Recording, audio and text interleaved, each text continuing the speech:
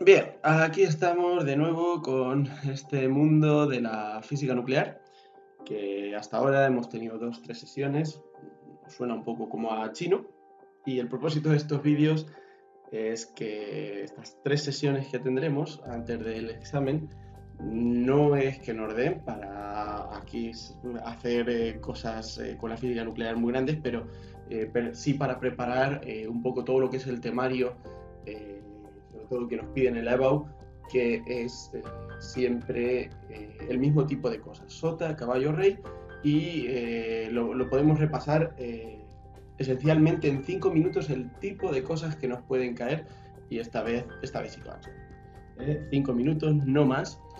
Esto es algo que ya os suena, eh, tampoco, tampoco nos hemos matado aquí mucho. Ya sabemos que el núcleo es la parte del átomo que tiene en un espacio muy pequeño, de unos 10 a la menos 15 metros, tiene comprendido todos los elementos masivos del átomo, los electrones pesan presencialmente muy poco, los protones que tienen carga positiva y los neutrones.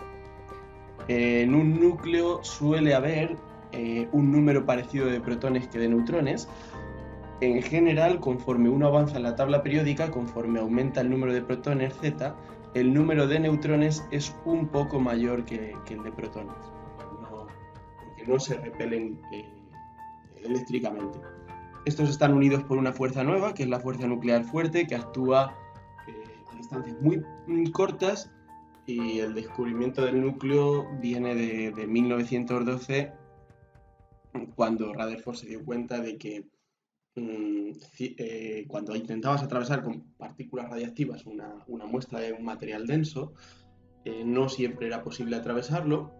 Algunas de las partículas alfa que disparaban su experimento rebotaban, y eso significaba que debía haber en la materia ciertos núcleos pequeños con gran capacidad de repulsión electrostática, porque estas partículas son partículas positivas y estos núcleos también son positivos.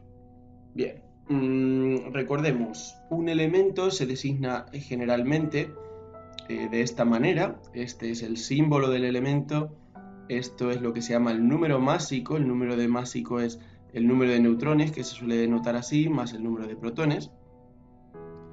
Y Z, el número atómico, es simplemente el número de protones. Un elemento, o sea, hay que decir, todos los átomos de un mismo elemento, por ejemplo, todos los átomos de aluminio o todos los átomos de carbono, se identifican por este número de aquí, por este número Z. Ahora, dentro de un mismo elemento puede haber lo que se llaman distintos isótopos. Así, por ejemplo, nos encontramos con átomos de carbono 12, que son la mayoría, y átomos de carbono 14, que se usan en las dataciones radiactivas. ¿Qué comparten por ser de carbono? Los dos tienen el mismo número Z, pero tienen distinto número de neutrones y por tanto distinto número másico. En este caso el carbono 14 tiene 8 neutrones, 14 menos 6, mientras que el carbono 12 tiene 6 protones y 6 neutrones. Bien, dicho esto, solo recordar un poco el tema de la radiactividad. Recordemos que cuando un núcleo empieza a tener muchos protones y muchos neutrones, la fuerza nuclear, que es de corto alcance, llega a un momento en que no es capaz de vencer a a la repulsión electrostática que hay entre los protones, y el núcleo tiende a ser inestable y a fracturarse de forma habitual. Conforme Z y A van creciendo, al principio, cuando pasas de estable el núcleo a inestable, a completamente imposible de formarse ese núcleo, hay una serie de números intermedios que típicamente son los elementos a partir del número atómico 70, que tienen un carácter metaestable. Quiere decir que mantienen su característica, pero de vez en cuando se van desintegrando y emiten ciertos tipos de partículas y van bajando de número atómico conforme las van emitiendo. Los tres tipos de radiactividad fundamentalmente que hay son distintos, son la radiación alfa. En la radiación alfa se emiten paquetes que son núcleos de helio y por tanto son 2 protones y 2 neutrones. Por razones energéticas resulta favorable emitirlos fuera. La radiación beta son simplemente electrones y la radiación gamma son fotones de altísima frecuencia en general. La más peligrosa es la radiación gamma, que es capaz tiene un gran poder de penetración. La radiación beta se puede detener con un grueso aceptable de aluminio o de hormigón, y la radiación alfa simplemente con una hoja de papel.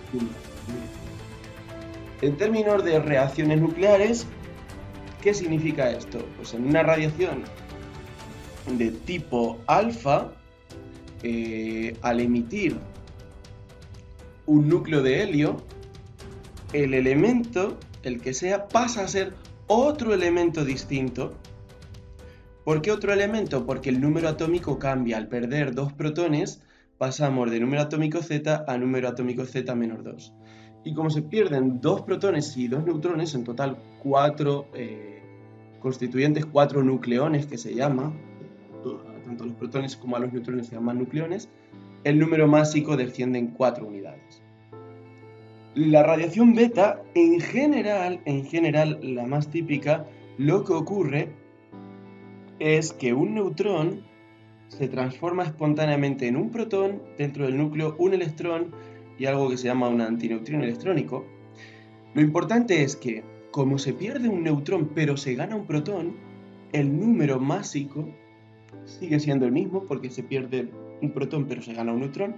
En cambio, como se gana un protón, porque tenemos ahora un protón más, el número atómico asciende en una unidad, tenemos por tanto un núcleo diferente y este electrón, este de aquí, es el que se emite, el que hemos visto antes de la radiación beta. Hay otro tipo de radiación beta que es distinta, en la que la radiación funciona al revés.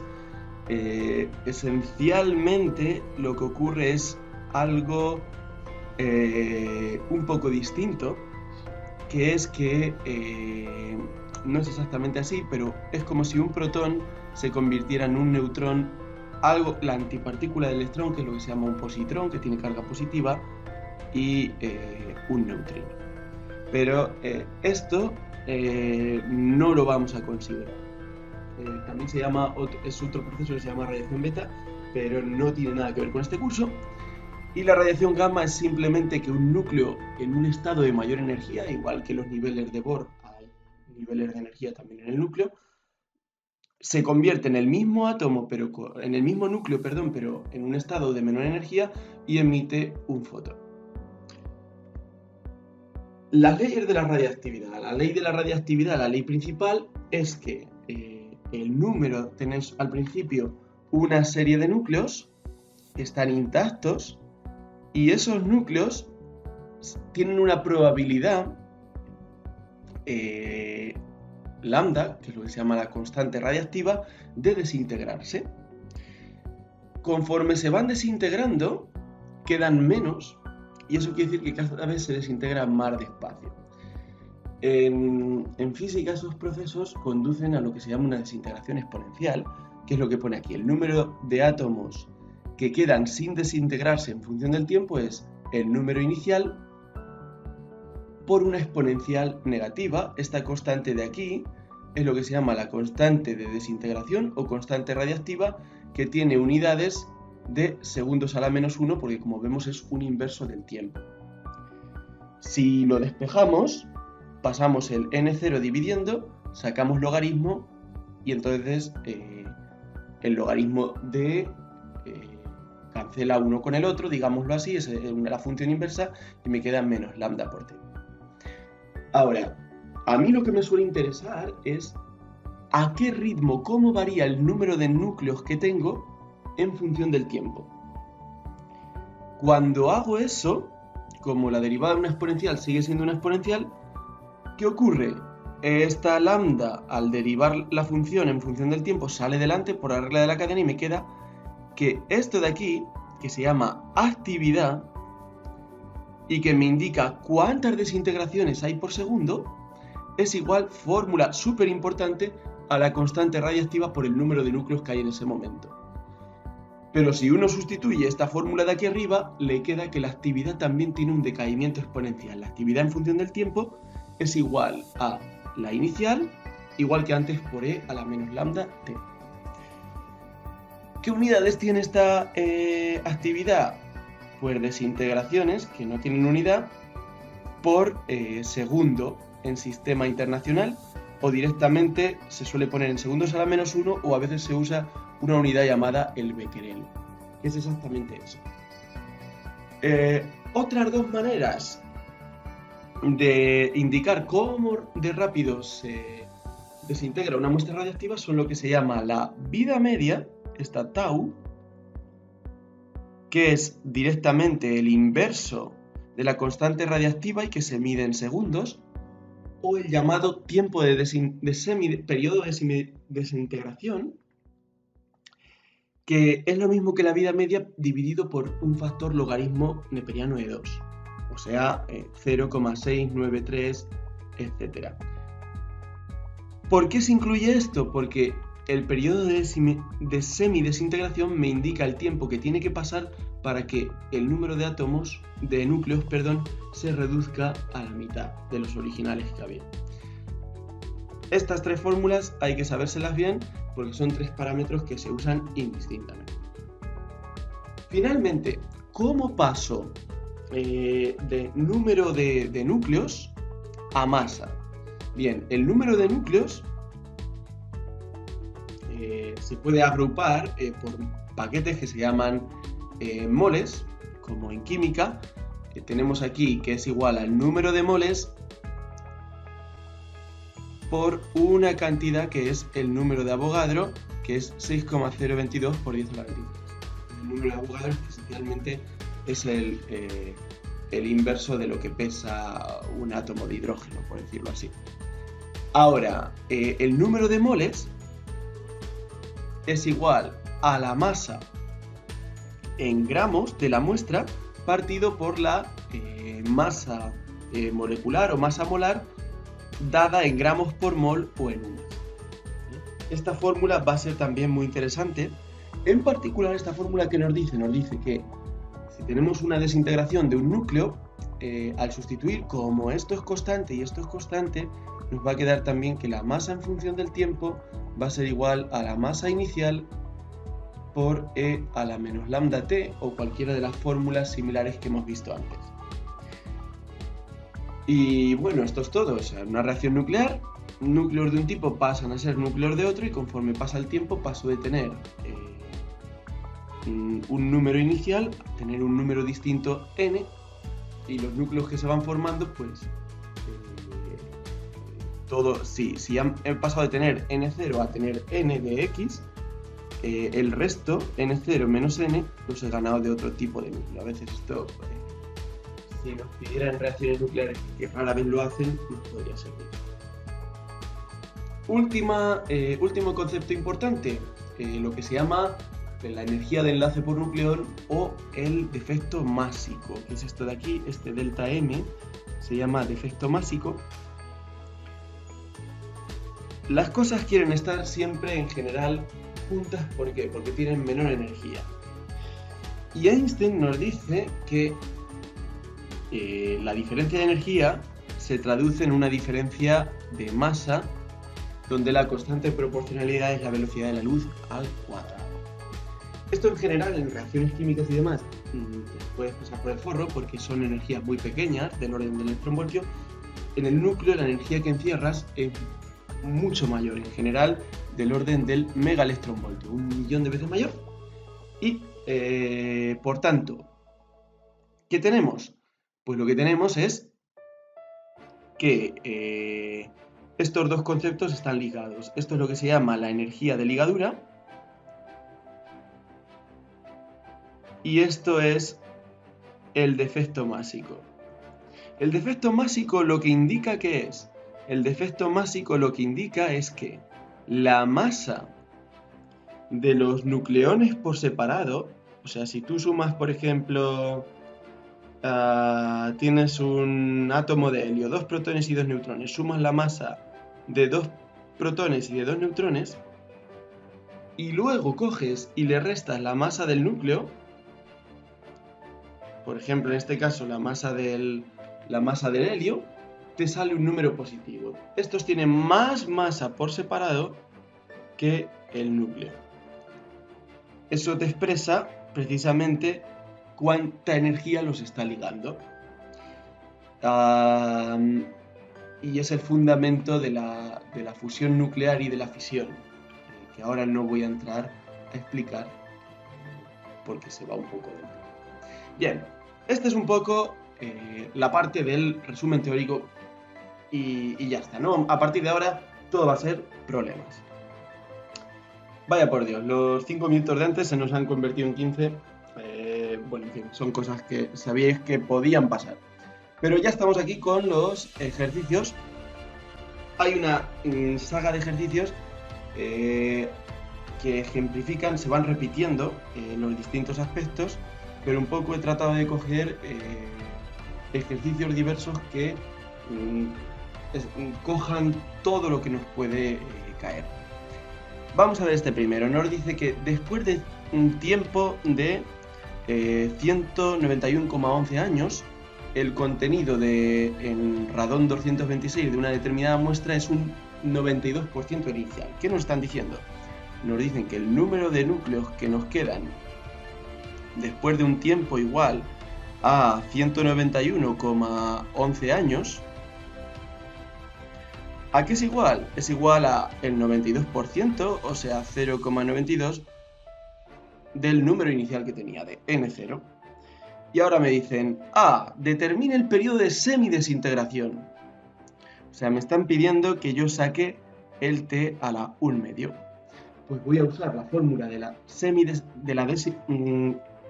desintegración radiactiva en términos de este parámetro.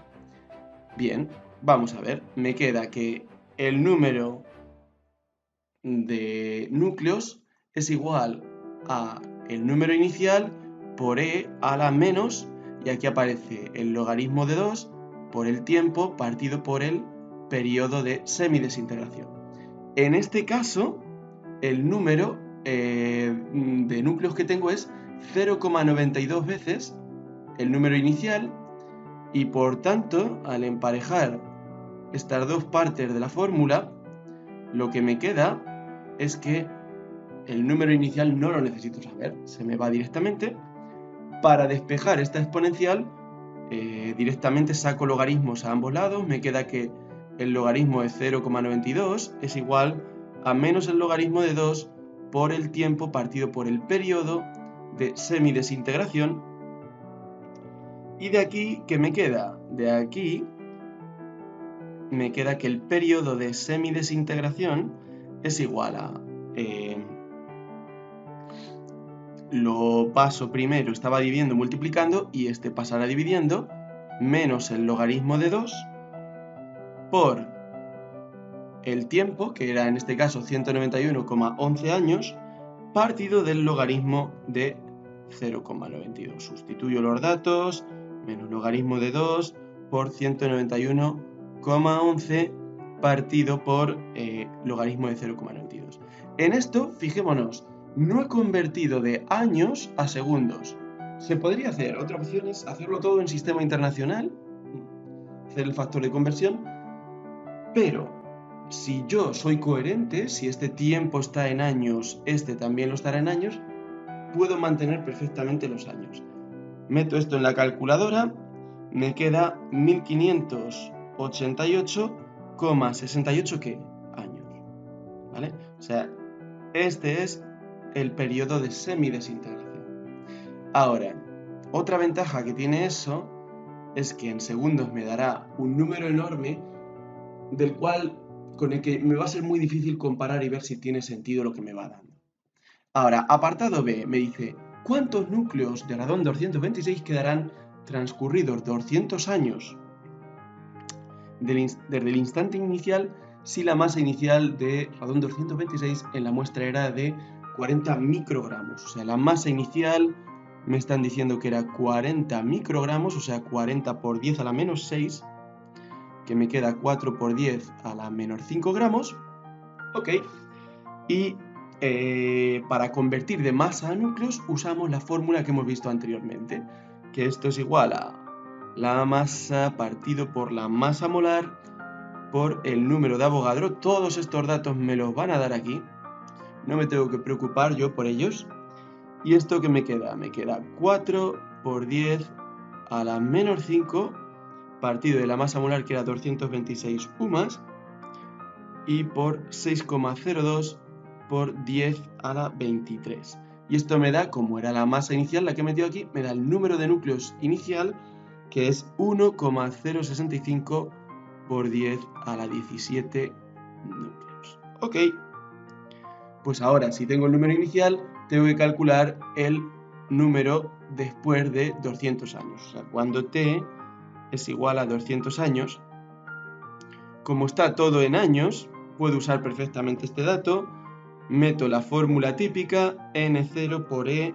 Para usar el periodo de semidesintegración, pongo aquí menos logaritmo de 2 por el tiempo partido del periodo de semidesintegración. Y me queda que esto es 1,065 por 10 a la 17 por e a la menos logaritmo neperiano de 2, el tiempo vale 200 y el periodo de semidesintegración 1588,68. Esto ya es cuestión de meterlo en la calculadora con cuidado y me queda 9,75 por 10 a la 16 núcleos. O sea, fijémonos que como 200 es menor que 1588,68, el número de núcleos todavía no se ha reducido ni siquiera a la mitad. Es un número muy parecido al inicio. Bien, este es un problema típico de parámetros de semidesintegración. Y ahora vamos a ver algo que viene a ser muy parecido en el problema 2, pero ahora en vez de planteármelo en términos de núcleos, en términos de actividades. Bien. Aquí lo tenemos, vamos a leerlo después. Vamos a hacer un parón para intentarlo nosotros mismos, porque si no esto va a ser insufrible. Y después iremos con la solución. Me dice, un isótopo radiactivo de yodo 131 es utilizado en medicina para tratar determinados trastornos de la glándula tiroides, patatín, patatán, y me dan el periodo de semidesintegración, o sea que lo que me están diciendo es que el T1 medio del 131I es de 8,02 días. Y en este caso los días sí que los voy a tener que pasar porque luego me dan la actividad inicial en Becquerel, que son segundos a la menos 1, y voy a tener un conflicto entre segundos y días. Me dicen que la actividad inicial es de 55 por 10 a la 6 becquerels, o lo que es lo mismo de 5,5 por 10 a la 7 segundos a la menos 1. Y ahora me piden hallar cuántos gramos de yodo 131 hay al principio en la pastilla y B, cuál es la actividad después de 16 días. Aquí sería un buen momento para pausar el vídeo. Bien, supongo que habréis dejado 5 o 10 minutos, yo creo que no se necesita mucho más. Probablemente, como es de los primeros, no os haya dado tiempo a acabarlo. Vamos a ver, por lo menos el apartado A, si hemos ido en la dirección correcta. ¿Cómo podría hacer el apartado A? Para saber los gramos, necesito esa fórmula que me relacionaba el número de núcleos con la masa. El número de núcleos, como me dicen inicialmente, pongo el sub 0, es igual a masa partido por masa molar y por el número de Avogadro. Ahora, lo que me dan a mí no es el número de núcleos inicial, sino la actividad inicial. Y aquí es cuando uno tiene que recordar que la actividad, por ejemplo en el momento inicial, pero en cualquier momento, es igual a la constante radiactiva por el número de núcleos. En este caso, como la actividad es inicial, el número de núcleos también. Total, ¿qué tengo? Si sustituyo, me queda que N0 es la actividad inicial partido por lambda, y de aquí voy a poder despejar la masa inicial, que me va a quedar actividad inicial por masa molecular partido de la constante radiactiva por el número de Avogadro,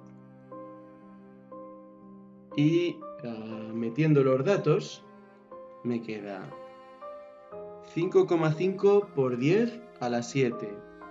Ahora, los días los voy a pasar a segundos. ¿Cómo lo voy a hacer? Lo voy a hacer multiplicando primero por 24 horas que tiene el día, y cada hora tiene 3600 segundos. Esto me da 6,929 por 10 a la 5 segundos. Y bueno, esto todavía no me vale porque aquí está la constante de desintegración. A partir del periodo de semidesintegración digo que lambda es el logaritmo de 2 partido del T1 medio, y esto me queda, si meto eso de ahí, justo 10 a la menos 6 segundos a la menos 1. Total. Ya he sustituido la actividad inicial, la masa molar me la dan aquí, que vale 130,91.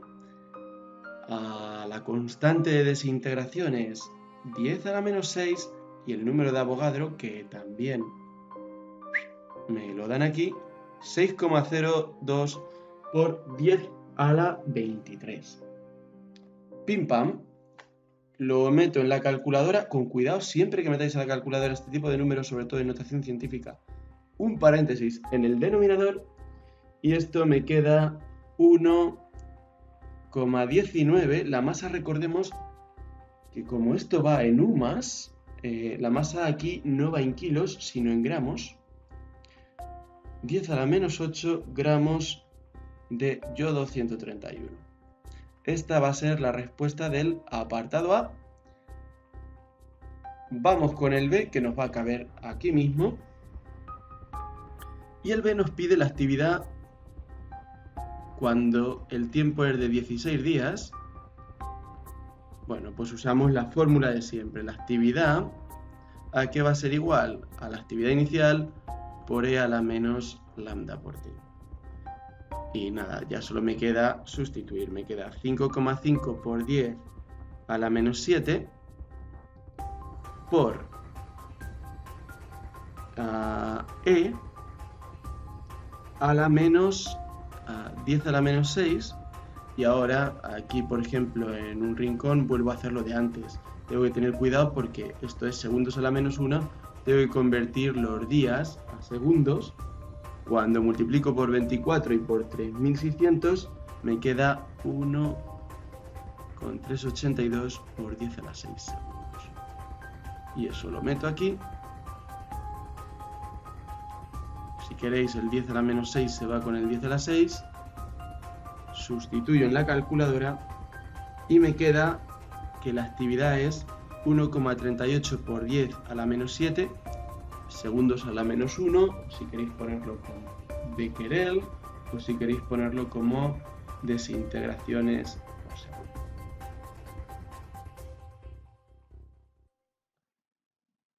Eso es. Y con esto podríamos decir que acabamos por hoy.